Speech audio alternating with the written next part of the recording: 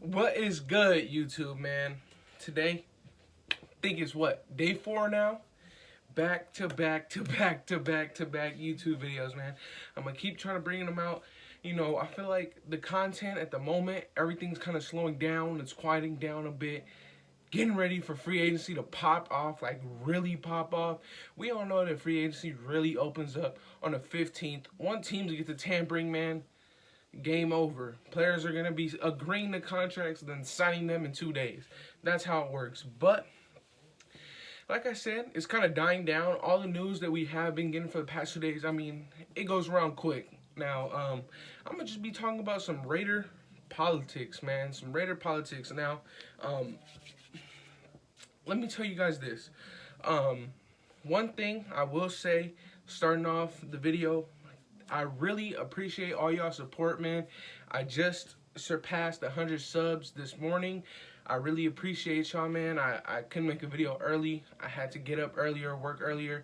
And then, yeah, man, I'm making a video now. But like I said, I really do appreciate your guys' support. I'm going to keep putting out videos. And on Monday, it'll be crazy. Everything is going to happen Monday, March 15th. The beginning of the free agency tampering period begins. And from there, there's no going back, man. There is no going back whatsoever. Now, what do y'all think I meant by Raider politics, man? Now, let's get into it. So, we have not just, but we know that with the restructuring of Corey Littleton and Nick Kwiatkowski, that saves us money. Raider politics, this is what I mean to say. So, in the NFL, just like everywhere else, there's politics. Now, politics, I'm not talking about all this other nonsense that we know about. I'm talking about politics in the sense like word goes around, everyone talks to each other, that kind of stuff. Raider politics. Now, yes, Corey Littleton and Nick Kwiatkowski, saving us cap is huge. Now, what I will say is that this is the second year in a row that Corey Littleton restructured his deal, which, it helped us, right? But next year, this year, we're tied down to Corey Littleton, and I'm not mad at that at all, because what we all need to understand is that a restructure it doesn't mean that they're not getting that money. A restructure just means that money is going on the back end of their contract, and it's spread out through the rest of the years, but just not fully given that year that it's restructured. Now, with Corey Littleton, I believe he was owed $13 million this year. He's going to be owed close to $20 million next year, and it is going to be his final year on his contract. But I know some of you guys were not a fan of Corey Littleton last year whatsoever. I personally, just like we all know, Paul Guenther was bad. He stunted the growth of multiple ones of our players. Now, that's that. I just wanted to put that out there, that contract extensions and restructures do help, but in the back end, the reason why we can't restructure and renegotiate and extend players all the time is because they go into the future. So, yes, it helps you at the moment, but things catch up to you, man. We've seen the Saints play that system over and over and over again, and it's catching up to them. And they were, at the beginning, negative 100+ million in cap. They're losing players by the second, man. They're losing players every day. That's just a position that I personally don't want to be in. But let's talk about this Raider politics. So, it also does have to involve with Corey Littleton. Now, like I said, word does get around in the NFL. So, with the restructuring of Corey Littleton, obviously, we all know that I do believe John Johnson is at the top of the Raiders' radar. At least it should be. Now, John Johnson and Corey Littleton did play back in 2018 and 2019. 2019 was when he signed, but that 2018-2019 year, they did play together. So, there's always that. That always helps. Now, what I mean by politics is we just let go of LaMarcus Joyner, right? Also played with John Johnson at the beginning of John Johnson's career. with the Rams. Now, words get around, whether it's behind the scenes and all that kind of stuff. And, you know, it could just be a little bit of paranoia, but that is things that we always do need to take into account, right? So, Corey Littleton just got 2 years where he needed to restructure his deal. He could just be a great guy, a great team player, and he's doing it for the team. But that can also shy away free agents, you know. I mean, Corey Littleton could be a huge factor and maybe a reason why we could get John Johnson. And John Johnson could also reach out to a guy like LaMarcus Jordan. Like, hey, I do have maybe some interest in joining the Raiders. Is there anything that I need to look out for? You know, we did play together at the beginning of my career. What can I look out for? Now, if LaMarcus Jordan does go out and say, like, listen, there was nothing wrong with the franchise, there was nothing wrong with the team, it was simply Paul Gunther. Now, that would be good, but, you know, there's always going to be a little bit of an ill taste in your mouth after you just lose your job, you know? After you just lose, you know, a starting role, after you just lose almost $10 million. Like I said, now, what can help us is that John Johnson and our general manager, Mike Mayock, not together. They didn't go to college together, but at one point in their lives, they both went to the same college. Now, that can help. It really can. The year that John Johnson was getting ready to enter the draft, Mike Mayock was able to go out that year. Obviously, there was no pandemic. This was years ago. He was able to go out that year, talk to John Johnson, talk about, you know, their experiences with the school, with the football. And also, Mike Mayock did play safety for Boston College back in his day. So, you know, players talk all the time is what I'm trying to get at, you know. And also, with teams and players are also going to see, why was a guy like Trent Brown so eager to leave? Why are guys like Mariota so like unwilling to help a team, you know? Marcus Mariota, it's not that I think he doesn't want to help us, is that he's at a point in his career where he thinks he can play at a high level, you know?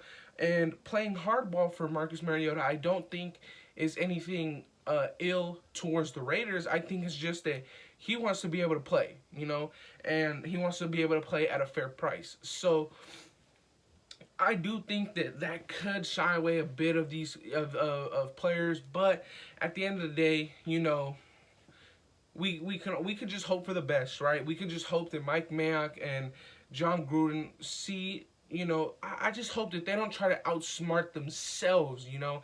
I find it, like, a lot of the times, like, why, if you see that a player is good at one thing, why try to move him and try and make him good at another? I really hope that the Raiders staff just really doesn't try to outsmart themselves, overthink themselves this free agency. I don't know.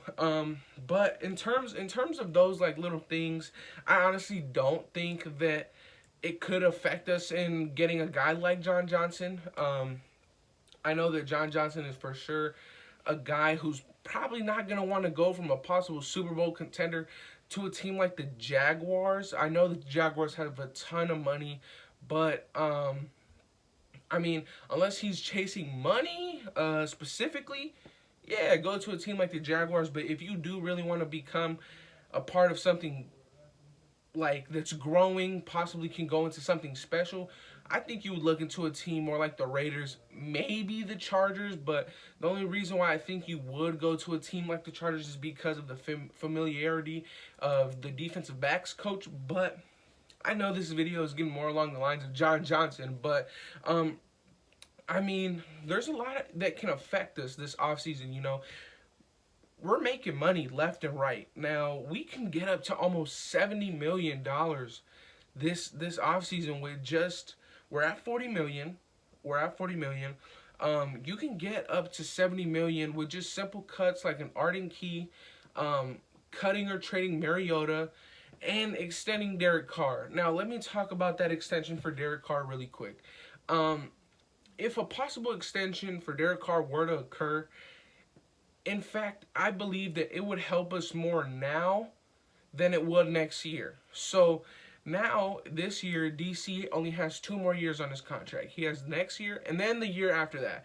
So I feel like if we were to wait until he were in his second to last year, which would be next year, obviously we would be able to see where his play is. We would be able to evaluate his play for 1 more year.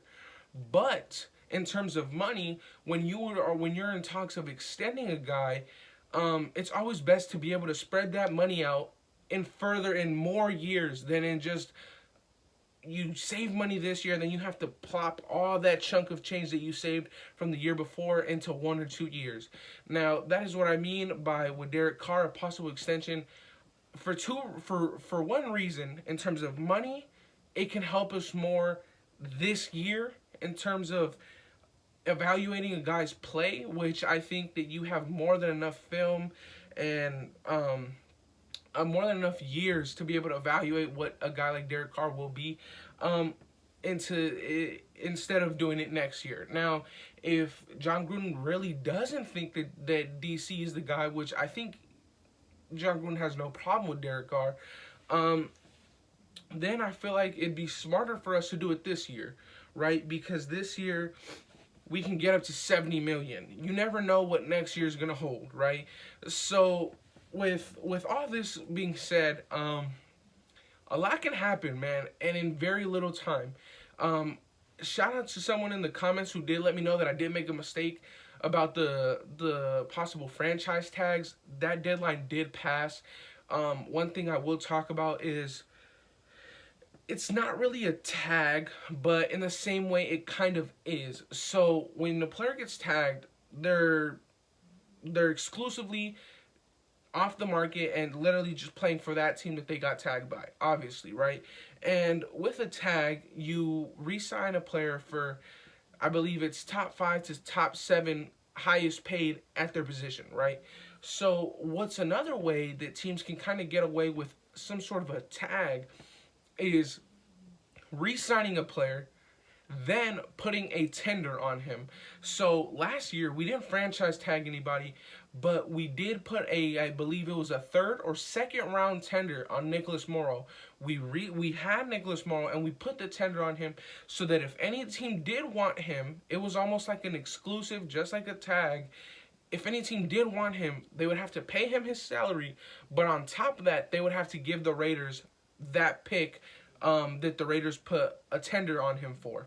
So I know that the tags are all gone. Thankfully, that means that all the people who didn't get tagged are officially free agents. This upcoming Monday, in 2 days, those guys are upcoming free agents, which is huge that John Johnson did not get that tag. I believe it will only be a race between 3 teams, possibly really 2. I don't know if he's really interested at all in the Jags. I think that the Jags are always just a possibility because of their money, but I really do think it's between the Raiders and the Chargers. Now, I do believe that the Raiders are a bit more stable than the Chargers because the Chargers just lost their head coach. Yes, they got the defensive backs coach from the Chargers, from the Rams, but the Raiders are in a better place than the Chargers, right?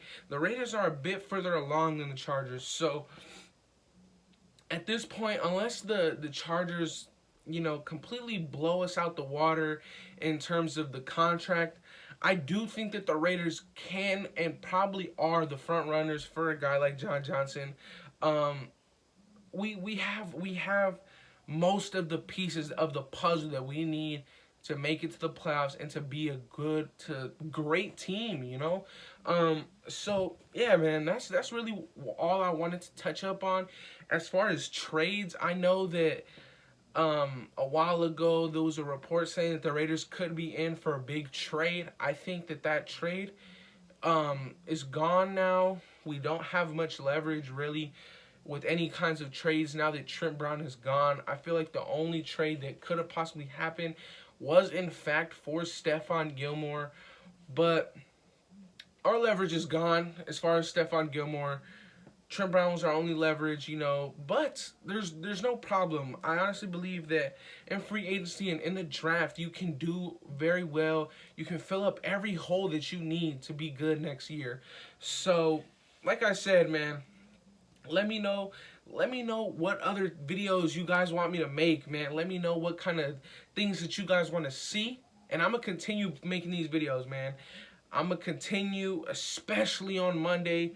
All of our phones are going to be going crazy on Monday with notifications all around the NFL.